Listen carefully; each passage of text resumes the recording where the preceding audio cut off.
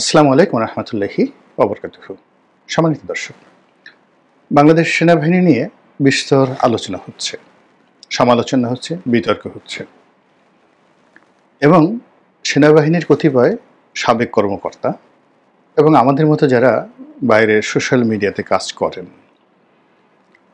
কেউ হয়তো fake ID দিয়ে, কেউ হয়তো রিয়েল আইডি দিয়ে, কেউ হয়তো দেশে বসে, কেউ হয়তো দেশের বাইরে বসে সেনাবাহিনী নিয়ে, সেনাপ্রধান নিয়ে যে অকথ্য, যে অশ্লীল এবং যে অশ্রাব্য কথা শুরু করেছেন, এটি যদি চলতে থাকে তাহলে এই বাহিনীটি আলটিমেটলি থাকবে না।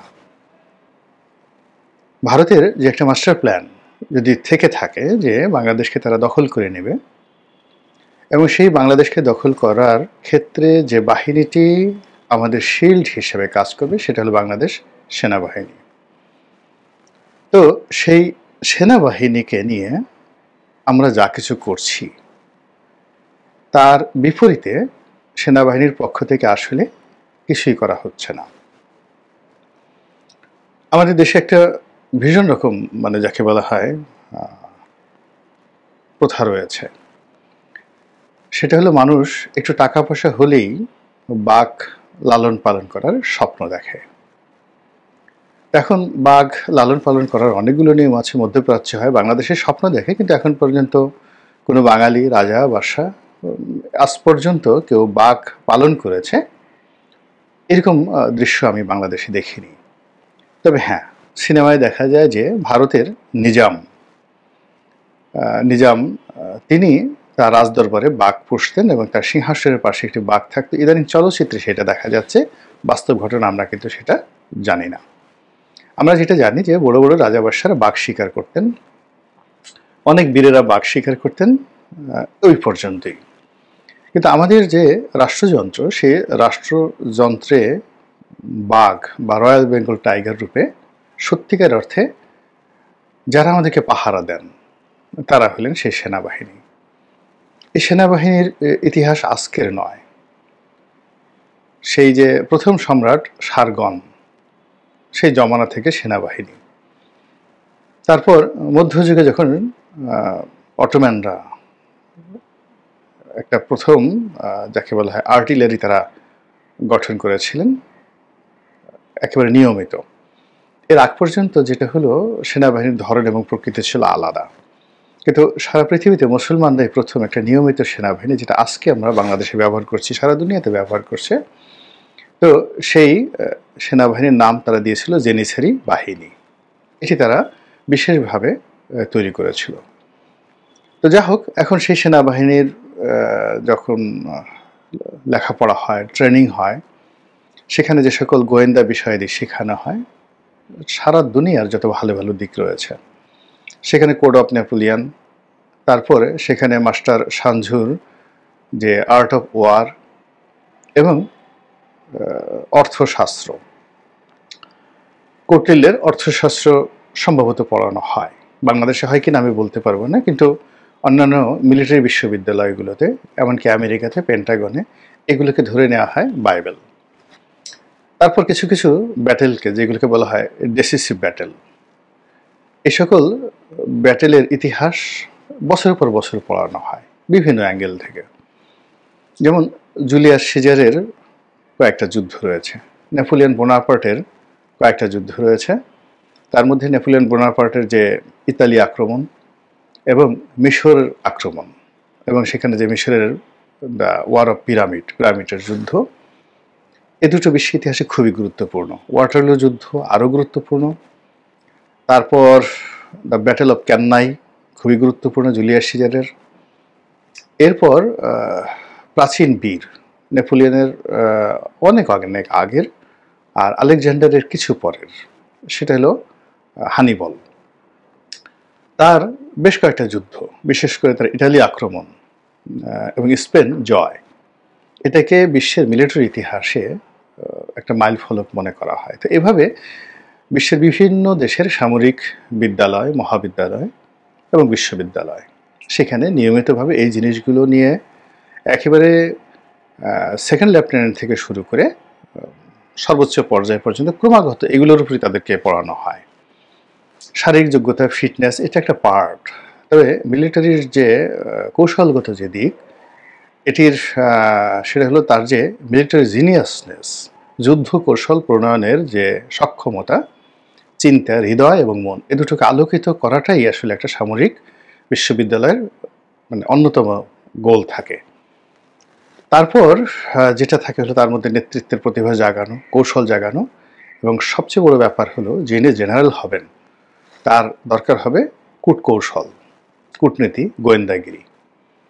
এবং সেই গোয়েন্দাগিরির মধ্যেই সবচেয়ে মহার্ঘ যে মন্ত্র রয়েছে সেটা হলো আমাদের ভারতবর্ষের মৌর্য সাম্রাজ্যের প্রতিষ্ঠাতা চন্দ্রগুপ্ত মৌর্যের যে প্রধানমন্ত্রী চাণক্য ওরফে বিষ্ণুগুপ্ত ওরফে কৌটিল্য, তার যে লেখা অর্থশাস্ত্র। তো সেই অর্থশাস্ত্রে সেনাবাহিনীর জন্য, রাজার জন্য, সেনাপতির জন্য একটা আলাদা বিভাগ আছে। সেখানে সেনাবাহিনীর কর্মকর্তারা তাদের যে ঐতিহ্য, তাদেরকে যেন লোকজন সমীহ করে, ভয় পায়, এই জন্য কতগুলো কর্মকৌশলের কথা সেখানে বলা হয়েছে। আমাদের দেশের সেনাবাহিনীর বা সেনাবাহিনীর কর্তারা এই বিষয়গুলো পড়েছেন অথবা ভুলে গেছেন, অথবা পড়েছেন ভুলেননি, কিন্তু এগুলো প্রয়োগ করতে তারা সাহসী হচ্ছেন না। তারা রাস্তাঘাটে এই গত 7-8 মাসে যেভাবে অপদস্থ হয়েছেন, যেভাবে অপমানিত হয়েছেন, অনেকে বাংলাদেশের সামরিক শাসনের কথা বলেন। আমার কাছে মনে হচ্ছে যে এরকম অবদমিত মন নিয়ে, অপমানিত শরীর নিয়ে অত্যাচার করা সম্ভব, জুলুম করা সম্ভব, কিন্তু শাসন করা সম্ভব নয়। শাসন করার জন্য একটা প্রশান্ত চিত্ত দরকার আছে, যেটি সাবেক সরকারের ছিল না। এমনকি আমাদের কারোর মধ্যে সেটা ছিল না। শুধুমাত্র 2 জনের মোটামুটি একটা প্রশান্ত আত্মা ছিল, সেটা হলো জিয়াউর রহমান সাহেবের আর এরশাদ সাহেবের। ফলে তাদের জমানাতে শত শত বিতর্ক থাকা সত্ত্বেও আমরা একটা চমৎকার রাষ্ট্রীয় বিধি ব্যবস্থা, প্রশাসন যন্ত্র আমরা পেয়েছিলাম। আর অন্যান্য যারা এসেছেন, হতাশা ছিল, জুলুম ছিল, নির্যাতন ছিল মনের মধ্যে, প্রতিহিংসা ছিল, তারপর অশিক্ষা ছিল, কুশিক্ষা ছিল, নানা রকম অসঙ্গতি ছিল, পরিবেশ পরিস্থিতি প্রতিকূল ছিল। ফলে তারা কোনো লিগেসি তৈরি করতে পারেনি। অধিকাংশ তারা যে সকল বদনজির, ব্যাড ইনস্ট্যান্স তৈরি করে গেছে, সেগুলো এখন ভাইরাস আকারে পুরো প্রশাসন যন্ত্রে রীতিমতো জ্বালাচ্ছে। তো যেটা বলছিলাম যে সেনাবাহিনীকে নিয়ে যদি আমাদেরকে কাজ করতে হয়, তাহলে তাদের শরীর ঠিক রাখতে হবে, মন ঠিক রাখতে হবে, মস্তিষ্ক ঠিক রাখতে হবে, এবং তাদের যে অহংকারের জায়গা, অহমিকার জায়গা, গর্বের যে জায়গা, সেই জায়গাগুলো সেই জায়গাতে আঘাত করা যাবে না। এখন কৌশলে হোক কিংবা চক্রান্ত করে হোক, তাদের শরীরে দীর্ঘদিন ধরে মেদ জমিয়ে দেওয়া হয়েছে, মানে মুভমেন্ট করার অনুপযুক্ত করে দেওয়া হয়েছে বিরাট এক সংখ্যক কর্মকর্তাদেরকে। তারা বেল্ট পরবেন না, তাদের শরীরে মেদ হয়ে গেছে, ভুঁড়ি হয়ে গেছে। 3 বেলা তাদেরকে খাবার দেওয়া হয়েছে, তাদেরকে অস্ত্র ট্রেনিংয়ের পরিবর্তে দামি গাড়ি, দামি বাড়ি, ব্যবসা বাণিজ্য, বড় বড় পোর্টফোলিও, বিদেশে ঘন ঘন বিদেশ যাত্রার সুযোগ সুবিধা, এবং রিটায়ার্ড করার পরে বা আগে ব্যবসা বাণিজ্য দিয়ে তাদের যে সামরিক চরিত্র, এটাকে রীতিমতো তছনছ করে দেওয়া হয়েছে। এর ফলে সেই যে 2009 থেকে, না আরও আগের থেকে, আপনি ধরুন 2001 থেকেই কিন্তু এই অধঃপতনটা হয়ে আসছে। কে কার আত্মীয়, তারপর কার সঙ্গে কোন ভবনের ভালো যোগাযোগ রয়েছে, বঙ্গভবন, গণভবন, আরও অনেক ভবন, সরকারি বেসরকারি ভবনের যোগাযোগ রয়েছে। এইগুলোকে যাকে বলা হয় পদোন্নতির প্রধান উপকরণ মনে করা হতো। আমি যখন সংসদ সদস্য হলাম, আমি অবাক হয়ে গেলাম যে ব্রিগেডিয়ার পদমর্যাদার অনেক কর্মকর্তা, আমার মতো একেবারে নবীন সে 2009 সালে, যারা একটা প্রমোশনের জন্য আমার কাছে এসেছেন, আমি এগুলো কল্পনাই করতে পারি না। তাহলে বুঝেন যে সেনাবাহিনীর মধ্যে রাজনীতিকরণটা 2009 সনে শুরু হয়নি বা তারপরে শুরু হয়নি, আগের থেকে শুরু হয়েছিল। ফলে 2009 সনে আমার মতো লোক, শুধু আমার আসলে ওরকম কোনো যোগ্যতাই ছিল না, অনেকে যেটা জানতো যে আমার সঙ্গে হয়তো কারো কারো ভালো সম্পর্ক থাকতে পারে, এবং সেই সম্ভাবনাকে কাজে লাগিয়ে শিক্ষক বলেন, সামরিক কর্তা বলেন, জুডিশিয়ার কর্তা বলেন, মানে আসেনি আমার কাছে এরকম খুব অল্প লোক রয়েছেন, এবং সেগুলো অনেক বড় বড় মানুষ। মানে এই যে তাদের মধ্যে যে একটা দলদাসপনা, দলীয় বৃত্তি ঢুকিয়ে দেওয়া হয়েছে, সেটা এখন এমন একটা পর্যায়ে চলে আসছে, যার ফলে কি হচ্ছে, রায়ট দমন করতে গিয়ে, উপজেলাতে অপারেশন পরিচালনা করতে গিয়ে তারা প্রায়ই অবমাননাকর, অস্বস্তিকর পরিস্থিতিতে পড়ে যাচ্ছে। তাদেরকে দেখে মানুষ ভুয়া ভুয়া স্লোগান দিচ্ছে, সামাজিক মাধ্যমে তাদের চরিত্র নিয়ে কথাবার্তা বলা হচ্ছে, তাদেরকে তুই তুকারি করে গালাগালি দেওয়া হচ্ছে, বাপ মা তুলে গালাগালি দেওয়া হচ্ছে। এবং এরকম পরিবেশ এবং পরিস্থিতি যখন হয়, তখন কিভাবে তার থেকে সেনাবাহিনীর যারা কর্তা, তারা কিভাবে নিজেদের মর্যাদা রক্ষা করতে পারেন, সেই বিষয়গুলো কিন্তু সেই যে মাস্টার সাঞ্জুর বইতেও চমৎকারভাবে বর্ণনা করা হয়েছে, একেবারে বাংলায় সুন্দরভাবে এখন পাবেন পিডিএফ ফর্মে। আর অর্থশাস্ত্র অনেক বড় বই, ওখান থেকে খুঁজে বের করতে একটু সময় লাগবে, কিন্তু ইন্টারনেটে এর অনেক আলাপ আলোচনা রয়েছে, সেগুলো শুনলেই বুঝতে পারবেন। এখানে যেমন দেখা গেল একটা মব হয়, মব হওয়ার পরে সেখানে পালের গোদা থাকে। তো যখন এরকম একটা ঘটনা ঘটে, চাণক্য যে কাজটা করে সে হলো পালের গোদাকে টার্গেট করে, এবং পালের গোদাকে টার্গেট করে তাকে শক্তিশালী করে, প্রকাশ্যে তাকে শক্তিশালী করে। আর পেছনে পেছনে যেটা করে, তার যে প্রিয়জন রয়েছে, দুর্বল জায়গা রয়েছে, সেই দুর্বল জায়গাতে মারাত্মক আক্রমণ করে। একবার এক ব্যবসায়ী বলেছিলেন যে তার একটা ব্যবসা হচ্ছিল আমেরিকান একটা ইহুদির সঙ্গে। তো আমেরিকান ইহুদি তাকে বলল যে তোমরা বেঙ্গলি মুসলিম, তোমাদের সঙ্গে কারো যখন বিরোধ তৈরি হয় তখন তোমরা ঘুষি মারো, তারপর নাক ফাটিয়ে দাও, রক্ত পড়ে যায়, কাজের কাজ কিছু হয় না, মধ্যখানে ক্রিমিনাল কেসে পড়ে যাও। আর দ্য আমেরিকান জিউস, আমরা আর কিছু করি না, আমরা তোমার বল মানে তোমার যে বিসি দুটো আছে, সেই বিসি দুটো আচ্ছা মতো চেপে ধরি।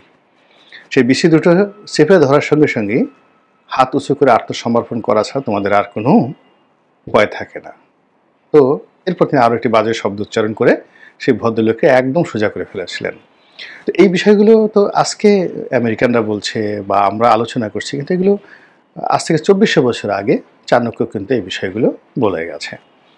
এখন আমাকে হয়তো আপনি ধরতে পারলেন না, কিন্তু আমার এমন জায়গাতে ধরলেন, এমন লোককে ধরলেন, এমন প্রিয়জনকে, আপনজনকে আপনি নিয়ে গেলেন, সেক্ষেত্রে আসলে আমার মানে বলতে গেলে কিছুই করার থাকবে না, অসহায় হয়ে যাব, কান্নাকাটি করা ছাড়া কোনো উপায় থাকবে না। এই যে চাণক্যর যে নীতি, সেই চাণক্যর নীতিতে চাণক্যের গোয়েন্দা বাহিনীতে সবচেয়ে যে সিনিয়র একটা গ্রুপ ছিল, যাদের কাজ ছিল এক্সট্রিম পর্যায়ে এমন কিছু করা যেটা আমি এই ভিডিওতে বলতে পারছি না। এটি লিখিত, অর্থশাস্ত্রে লিখিত রয়েছে। তো সেনাবাহিনীর সদস্যরা সেই জিনিসগুলো অবশ্যই পড়েছেন বা জেনেছেন, সিনিয়র কর্মকর্তা, তাদের মধ্যে অনেক লেখাপড়া জানা লোক রয়েছে। আমার একটা বক্তব্য হলো যে এভাবে আসলে চলতে পারে না। এত ভয়, সেনাবাহিনীর চারিদিকে মিছিল করা যাবে না, মিটিং করা যাবে না, আরে কে ওখানে মিটিং করতে যাবে, এত সাহস কার? এটা নিয়ে বিবৃতি দেওয়ার কি আছে? সেনাবাহিনীকে ভুয়া করে গালাগালি করবে, আশ্চর্য ব্যাপার। একবার করতে পারে, দ্বিতীয়বার কেন হবে? সেনাবাহিনীর গাড়ি ভেঙে ফেলবে। তারপরে সেনা প্রধান যিনি রয়েছেন তিনি সহ মেজর জেনারেল, লেফটেন্যান্ট জেনারেল পদমর্যাদার লোকজনগুলোকে রাস্তার টোকায় মোকায় যে সমস্ত লোকজন রয়েছে, তারা বাপ মা তুই তুকারি করে গালাগালি করবে, আর সেনাবাহিনী বসে বসে ফিডার চুষবে এবং চিন্তা করবে দেখে আর কটা গালি দিতে পারে, আর কতটুকু লাভ দিতে পারে। এটা আসলে ঠিক না। এভাবে যদি চলতে থাকে, আলটিমেটলি বাহিনীটার অস্তিত্ব বিলুপ্ত হওয়ার সম্ভাবনা বেশি। আল্লাহ আমাদের সবাইকে হেদায়েত দান করুন এবং হেফাজত করুন। আসসালামু আলাইকুম ওয়া রাহমাতুল্লাহি ওয়া বারাকাতুহু।